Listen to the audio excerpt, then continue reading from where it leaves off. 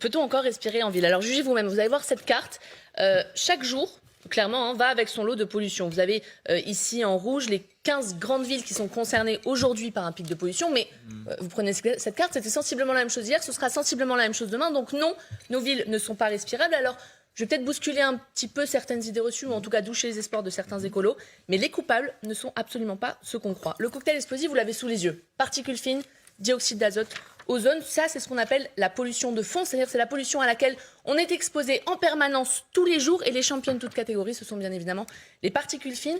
Les particules fines, c'est 30 fois plus fin qu'un cheveu, et ça se propage dans l'air. À cause de quoi, à votre avis?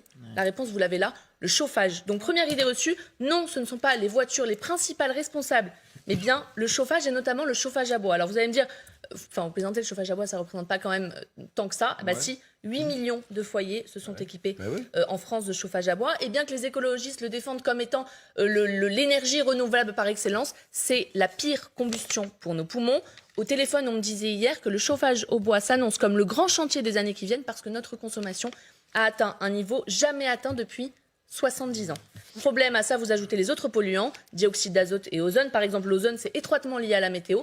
Donc avec le dérèglement climatique, ça ne va pas s'arranger tout de suite. Les endroits qu'on imagine les plus respirables, et c'est ça qu'on dit, sont en fait les pires. Alors vous savez ce geste qu'on fait tous là, on arrive à la montagne, on respire à plein poumon. Bon, ma seconde idée reçue, non, la montagne n'est pas l'endroit où on respire le mieux. Les 35 000 communes françaises ont été classées par nos confrères du Point. Et alors, surprise, Oh, pas Saint-Gervais, oh, pas Megève. On retrouve... Oh non, pas Megève. Je suis désolée. On retrouve effectivement Saint-Gervais, Chamonix. On retrouve aussi toutes les villes qui sont en périphérie du Mont-Blanc. Pourquoi? Les montagnes font office de cuve. Il n'y a pas de vent. La pollution va stagner. C'est comme si en fait vous posiez un couvercle sur une marmite de pollution. Alors à contrario, les départements en France où on respire le mieux, c'est effectivement le Cantal, les Pyrénées-Orientales. Pourquoi? Le Cantal, je savais que j'allais vous faire plaisir. C'est la montagne. C'est venteux. Et il y a une très faible densité démographique, donc l'air y est effectivement plus pur. Je note quand même quelque chose. Les villes ont fait énormément d'efforts pour se rapprocher des seuils imposés par l'OMS, mais le chemin à parcourir est encore extrêmement long, au point qu'aujourd'hui, on peut parler de crise sanitaire silencieuse qu'il faut prendre définitivement à bras-le-corps.